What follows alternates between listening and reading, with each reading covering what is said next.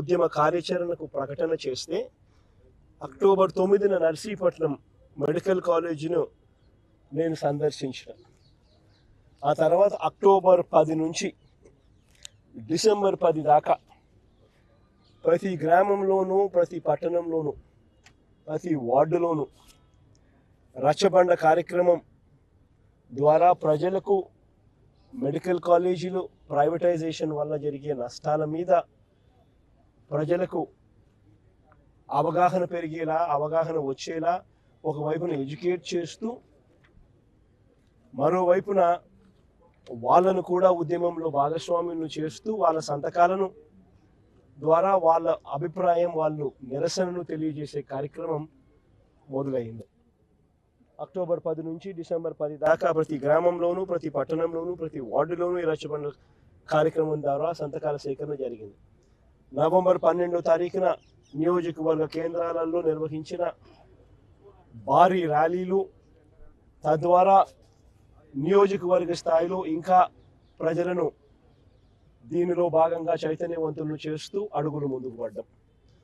తర్వాత డిసెంబర్ నెల మళ్ళీ 10వ తారీఖున మళ్ళీ 175 నియోజకవర్గాల్లోనూ భారీగా ర్యాలీలతో సేకరించిన సంతకాలన్నింటినీ కూడా జిల్లా కేంద్రాలకు పంపించే కార్యక్రమానికి శ్రీకారం చుట్టడం జరిగింది. తర్వాత 15వ తారీఖున జిల్లా కేంద్రాలలో మళ్ళీ భారీ ర్యాలీలతో సేకరించిన సంతకాలను మళ్ళీ జిల్లా కేంద్రాల నుంచి ఇక్కడికి పంపించడం జరిగింది. ఈరోజు మళ్ళీ ఇక్కడి నుంచి గవర్నర్ గారి దగ్గరికి ఈ సంతకాలన్నీ కూడా తీసుకొచ్చి ప్రజల మనోభావాలను, ప్రజల నిరసనను ఆధారాలతో సహా గవర్నర్ గారికి చూపించి ఎక్స్ప్లెయిన్ చేయడం జరిగింది.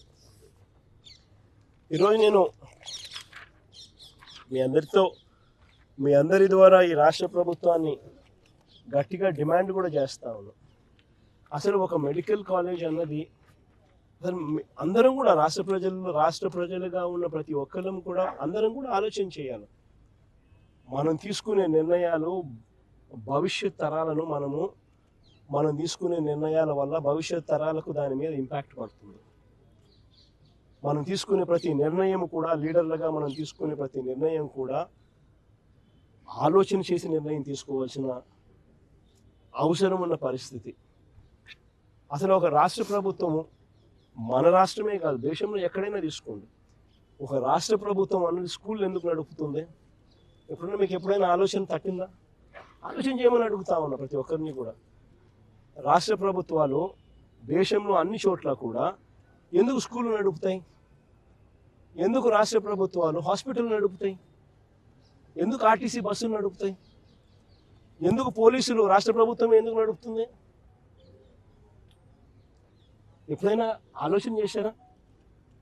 కారణం ఏమిటనంటే రాష్ట్ర ప్రభుత్వమే స్కూళ్ళు నడపకపోతే, రాష్ట్ర ప్రభుత్వమే హాస్పిటల్ నడపకపోతే, రాష్ట్ర ప్రభుత్వమే ఆర్టీసీ బస్సులు నడపకపోతే పేద మధ్యతరగతి వాళ్ళు ప్రైవేట్ ఎక్స్‌ప్లాయిటేషన్కు లోనై వాళ్ళు అఫోర్డ్ చేయలేని పరిస్థితిలోకి ఈ బేసిక్ నెసెసిటీస్ అన్నీ వెళ్ళిపోతాయి. అందుకనే ఏ రాష్ట్ర ప్రభుత్వం అయినా కూడా తమ వంతు బాధ్యతగా తీసుకొని ఇవన్నీ నడుపుతారు.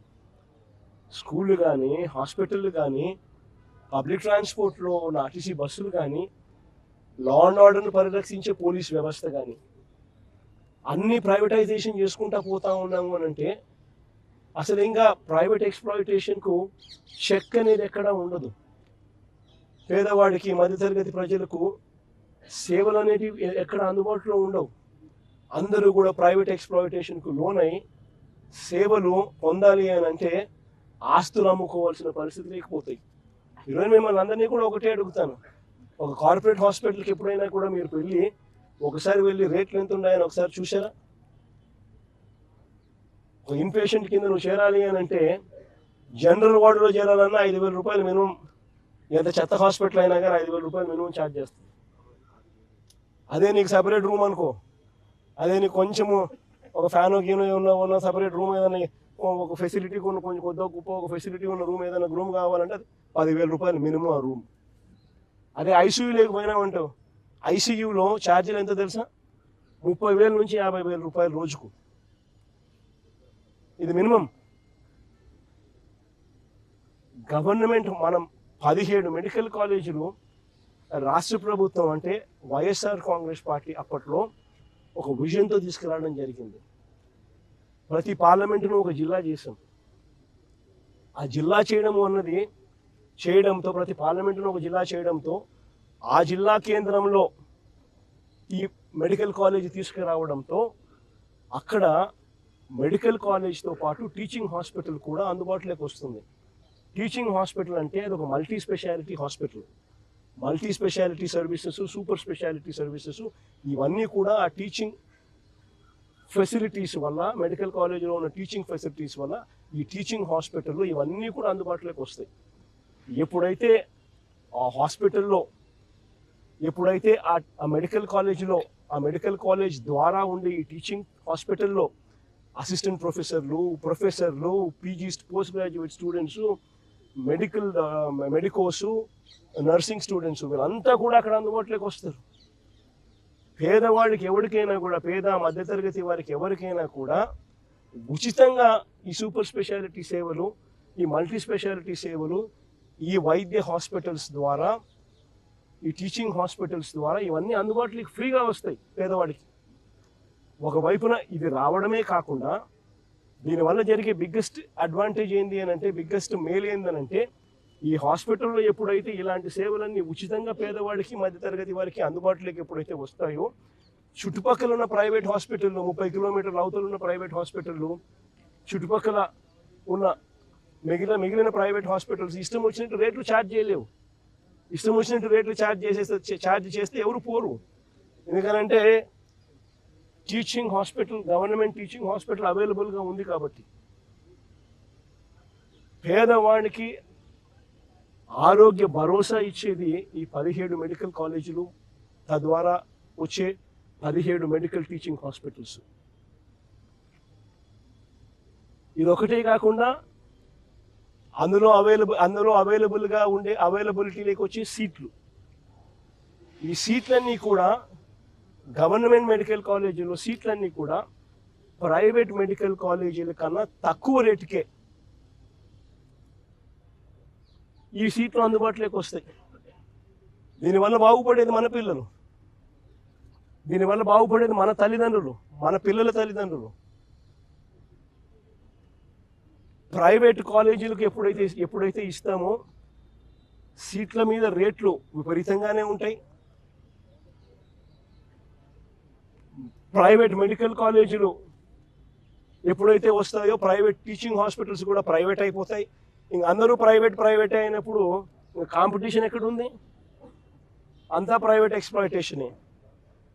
మేము ఇంత ఛార్జ్ చేస్తాము, 4 లక్షలు, నువ్వు 5 లక్షలు ఛార్జ్ చేసి సరిపోతుంది, అందరం కలిసి పంచుకుందాం అనే లెవెల్లోకి అందరూ తయారవుతారు. ఇది జరగబోయేది. దీన్ని చెక్కు పెట్టడం కోసం వైఎస్ఆర్ కాంగ్రెస్ పార్టీ ఉద్యమ బాట చేపట్టింది. చంద్రబాబు నాయుడు స్కాముల విషయంలో 4 అడుగులు ఎక్కువ వేసేస్తా ఉన్నాడు. స్కాములు చేయని ఏరియాస్లో కూడా స్కాములు చేస్తూ ఉన్నాడు, చేయకూడని ఏరియాస్లో కూడా. ప్రైవేట్ మెడికల్ కాలేజీని, గవర్నమెంట్ మెడికల్ కాలేజీని ప్రైవేట్కి ఇస్తాడు. ప్రైవేట్కి ఇవ్వడమే ఒక స్కామ్ అయితే, భూమి గవర్నమెంట్ది, మెడికల్ కాలేజ్ కన్స్ట్రక్షన్ గవర్నమెంట్ది, దాంట్లో పనిచేసే వాళ్ళు గవర్నమెంట్ వాళ్ళు, జీతాలు ఇచ్చేది గవర్నమెంటే, కానీ కాలేజీలు మాత్రం ప్రైవేట్ వాళ్ళంట. ఒక్కొక్క గవర్నమెంట్ మెడికల్ కాలేజీలో జీతాలు ఎంతో తెలుసా? ఒక 550 బెడ్, 600 బెడ్ హాస్పిటల్ నడపాలి అని అంటే మెడికల్ కాలేజీలో జీతాలు అయ్యేది, మీరు ఏఐలోకి వెళ్ళి గూగుల్ సెర్చ్ నొక్కండి. ఆ జెమినైని అడిగినా, ఏఐలో పర్ప్లెక్సిటీని అడిగినా, చాట్ జీపీటీని అడిగినా కానీ చెప్తుంది. మా వాళ్ళని చెక్ చేయమని చెప్పిన, చెక్ చేయమంటే 5 నుంచి 6 కోట్ల రూపాయలు మినిమం అవుతుంది నెలకు అని. అంటే 60 కోట్ల రూపాయలు సంవత్సరానికి ఒక్కొక్క మెడికల్ కాలేజ్ మీద జీతాల మీద అయ్యే ఖర్చు. అంటే 2 ఏళ్ళకి కలిపితే 120 కోట్లు. అంటే 120 కోట్ల రూపాయలు చంద్రబాబు నాయుడు వాళ్ళకి ఇస్తున్నాడు. ప్రైవేట్ వాళ్ళకు కాలేజీలు, government land, government construction, government హాస్పిటళ్ళు, గవర్నమెంట్ స్టాఫ్తో వాళ్ళకి ఇవ్వడమే కాకుండా ఒక్కొక్కరికి మేలు చేస్తూ గవర్నమెంటే జీతాలు కూడా వాళ్ళకి ఇస్తూ 2 ఏళ్ల పాటు గవర్నమెంట్ జీతాలు ఇస్తుందంట. అంటే సంవత్సరానికి 60 కోట్లు ఎదురిస్తున్నారు. 10 మెడికల్ కాలేజీలు ఇంటూ 120 కోట్లు అంటే 1200 కోట్లు మినిమం ఎదురిస్తున్నారు. అసలు ఇలాంటి స్కాములు దేశ చరిత్రలో ఎక్కడా ఉండవు. ల్యాండ్ ఇప్పుడు మెడికల్ కాలేజీల దగ్గర ల్యాండ్ ఒక్కొక్క మెడికల్ కాలేజీలు మా హయాంలో 17 మెడికల్ కాలేజీలకు శ్రీకారం చుట్టి 8,000 కోట్ల రూపాయల బడ్జెట్తో ప్రతి చోట 50 ఎకరాల పైచిలకు ల్యాండ్ ఉండేట్టుగా భూములన్నీ కూడా కొనుగోలు చేసి సేకరించి అక్కడ మెడికల్ కాలేజీలు కట్టాం. పర్మిషన్ అన్నీ తీసుకొచ్చాం. నాబార్డుతో టైఅప్తో పాటు ఇతర బ్యాంకులతో టైఅప్ చేయించినాం. కేంద్ర ప్రభుత్వ నిధులను కూడా టైఅప్ చేశాం. 8,000 కోట్లకు గాను 3,000 కోట్ల రూపాయలు ఖర్చు చేసి 7 కాలేజీలు పూర్తి చేసినాం. 17 మెడికల్ కాలేజీల్లో 3,000 కోట్ల రూపాయలు ఖర్చు చేసి మా ప్రభుత్వ హయాంలో 7 మెడికల్ కాలేజీలు పూర్తి కూడా చేశాం. ఆ పూర్తి చేసిన మెడికల్ కాలేజీ ఇప్పుడు రన్నింగ్లో ఉన్నాయి. దాని ద్వారా 800 మెడికల్ సీట్లు కూడా ఇప్పుడు మన పిల్లలకు అందుబాటులోకి వచ్చినాయి గవర్నమెంట్ రంగంలో కొత్తవి. మిగిలిన 10 కాలేజీలు పూర్తి చేయడానికి వివిధ దశల్లో ఉన్నాయి. అవి పూర్తి చేయడానికి సంవత్సరానికి 1000 కోట్లు కావాలా. 5 ఏళ్లకు 5,000 కోట్లు. రాష్ట్ర బడ్జెట్ 2.5 లక్షల కోట్లు పైచిలకి. 2.5 లక్షల కోట్లు పైచిలకు రాష్ట్ర బడ్జెట్ ఉన్న రాష్ట్రంలో 1000 కోట్ల రూపాయలు ప్రతి సంవత్సరం పెట్టలేరా అని అడుగుతా ఉన్నా. పోనీ పెట్టద్దండి, పెట్టాకండి, వదిలేయండి. మేము వచ్చినాక మేము చూసుకుంటాం కదా, మేము వచ్చినాక మేము కడతాం కదా నీ చేత కాకపోతే. అంతేగాని ఈ మాదిరిగా నువ్వు స్కాములు చేసి అమ్మడం ఏంటి?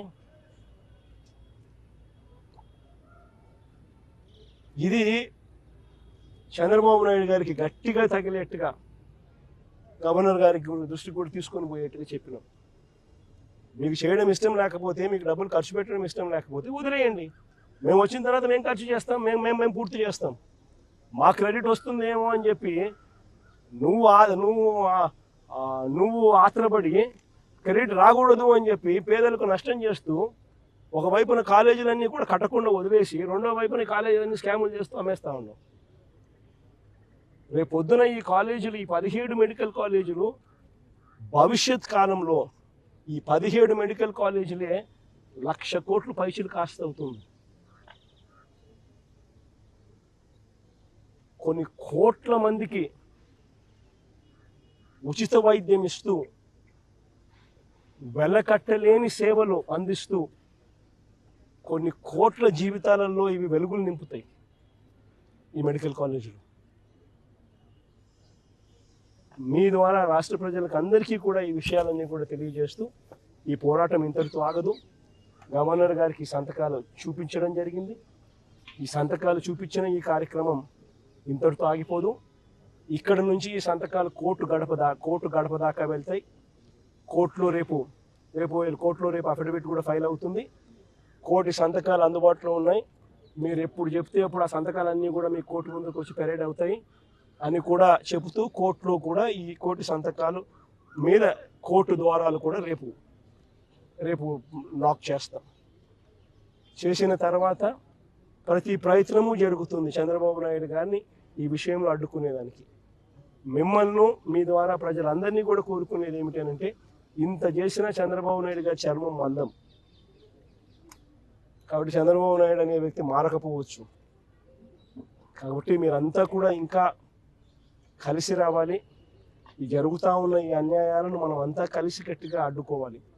ఎందుకంటే ఈరోజు ఇది అడ్డుకోకపోతే రేపొద్దున మీ పిల్లల జీవితాలకు, రేపొద్దున మీ పిల్లల ఆరోగ్యానికి ఏదైనా సంబంధించి ఏదన్నా వైద్యం చేయించాల్సి వస్తే ఉచితంగా చేసే పరిస్థితి పోయి 4 లక్షలు, 5 లక్షలు, 10 లక్షలు ఒక్కొక్కడు కట్టుకోవాల్సిన పరిస్థితి లేకపోతారు. కాబట్టి ఖచ్చితంగా అందరం కలిసి గట్టిగా దీన్ని తీసుకుని అడ్డుకునే కార్యక్రమం ఖచ్చితంగా చేయాలి. గవర్నర్ గారికి అయినా కూడా మనసున్న మానవత్వం ఉన్న ఏ మనిషికైనా కూడా చంద్రబాబు నాయుడు చేస్తూ ఉండేది తప్పు అని చెప్పి ఎవరికైనా తెలుస్తుంది, ఎవరికైనా అర్థమవుతుంది. ఎందుకనంటే ఇది తప్పు కాబట్టి. పేదవాళ్లకు అదే గవర్నర్ గారి ఇంట్లో పనిచేస్తూ ఉన్న వాళ్ళందరికీ రేపు పొద్దున హాస్పిటల్కి పోవాల్సి వస్తే ఆ మెడికల్ కాలేజ్ కానీ అందుబాటులో కానీ ఉంటే ఉచితంగా ట్రీట్మెంట్ ఇచ్చి పంపిస్తారు. ఆ మెడికల్ కాలేజ్ ప్రైవేట్ అయినా ఒక్కొక్క లక్షల రూపాయలు, 2 లక్షలు 3 లక్షలు 4 లక్షలు కట్టాలా. ఎవరికైనా కూడా బాధ అనేది తలెక్కుకున్నట్లుంటుంది. గవర్నర్ గారికి ఇంకా మనసు ఎక్కువ, పెద్ద మనసు. ఆయనకు అందరికన్నా ఇంకా ఎక్కువ బాధ కలుగుతుంది, బాధ కలిగింది. దానివల్ల ఇంకా ఫర్దర్గా పాజిటివ్ రిజల్ట్స్ వస్తాయని ఆశిస్తున్నాం. కానీ ప్రతి ద్వారము మేము తడతాము. కోర్టు గడప కూడా ఎక్కే కార్యక్రమం చేస్తాము. కోర్టుల ద్వారాను వీళ్ళు అడుగులు ముందుకు వేసినప్పుడల్లా ప్రజల ఉద్యమ బాట ద్వారాను దీన్ని అడ్డుకునే కార్యక్రమం చివరిదాకా కూడా చేస్తాము, ఖచ్చితంగా చేస్తాము. This is a scam. Government land, government బిల్డింగులు, government staff, government equipment, government జీతాలు, ప్రైవేట్ వానికి పేరు, మళ్ళా మోసం చేసేందుకు, డైవర్షన్ చేసేదానికి ఈయనకి ఏమంటాడు? గవర్నమెంట్ పేరు మాత్రమే పెడతామని అంటాడు. రేపు పొద్దున హెరిటేజ్ కంపెనీకి గవర్నమెంట్ పేరు పెట్టి కింద చిన్న హెరిటేజ్ అని పెడితే హెరిటేజ్ గవర్నమెంట్ అయిపోతుందా? అందరూ ఆలోచన చేయాలి. మోసం చేయడానికైనా హద్దు పొద్దు ఉండాలి కదండి. ఏదైనా కానీ మరీ చెవిలో పూలు పెట్టేదానికి అసలు ఎట్ట కనపడుతున్నామండి ఎవరికైనా కానీ ప్రజలంటే. మరి ఇంత దారుణంగా చెవిలో పూలు పెడితే ఎట్ట? సూపర్ 6 ఒక మోసం, సూపర్ 7 ఒక మోసం. ఇంతకుముందు ఎన్నికలప్పుడు జగన్ ఇచ్చేటివన్నీ కాక అడిషనల్గా సూపర్ 6 చేస్తాను, సూపర్ 7 చేస్తానని. ఈరోజు పలావ్ పోయింది, పెడతానన్న బిర్యానీ పోయింది. ప్రజలు పూర్తిగా రోడ్డు మీద రోడ్డును పడిన పరిస్థితులు ఈరోజు కనిపిస్తూ ఉన్నాయి. అభికథ దేవుడు ఎరుగు. చదువుకుంటున్న పిల్లలకు ఫీజు రీయింబర్స్మెంట్ లేదు. ఈ డిసెంబర్ వస్తే 8 క్వార్టర్లు. విద్యా దీవెన లేదు, వసతి దీవెన లేదు. పిల్లలు చదువులు మానేస్తూ ఉన్నారు. GR రేషియోస్ తగ్గినాయి. ఆరోగ్యశ్రీ లేదు. నెట్వర్క్ హాస్పిటల్స్కి ఇవ్వాల్సిన బకాయిలు ఇవ్వకపోవడంతో బోర్డులు తిప్పేసినారు. మరోవైపు గవర్నమెంట్ హాస్పిటల్ పరిస్థితి ఇది, అది కూడా ప్రైవేట్కి ఇచ్చేస్తున్నారు.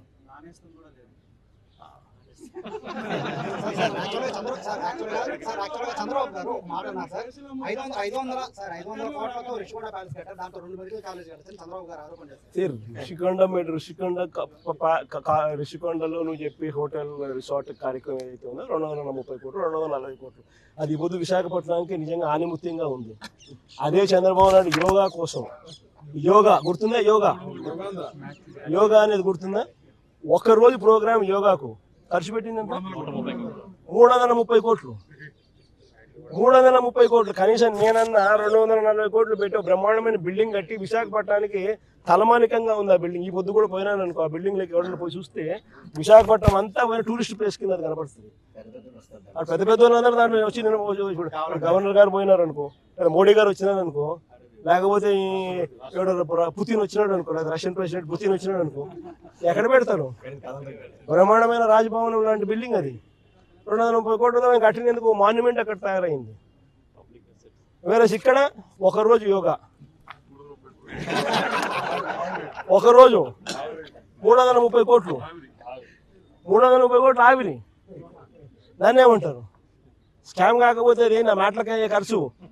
పోయి ఆ మాటలకు ఎంత ఖర్చు పెట్టాను ఒకసారి మీకు అందరు కూడా ఏ ఉంది కదా, ఒకసారి అమెజాన్లో పోయి కొట్టండి ఒకసారి, మ్యాట్ ఖర్చు ఎంత అవుతుంది, వీళ్ళు ఎంత ప్రొక్యూర్ చేసినారని చెప్పి చూస్తే 50% తక్కువ ఉంటే నన్ను అడగండి.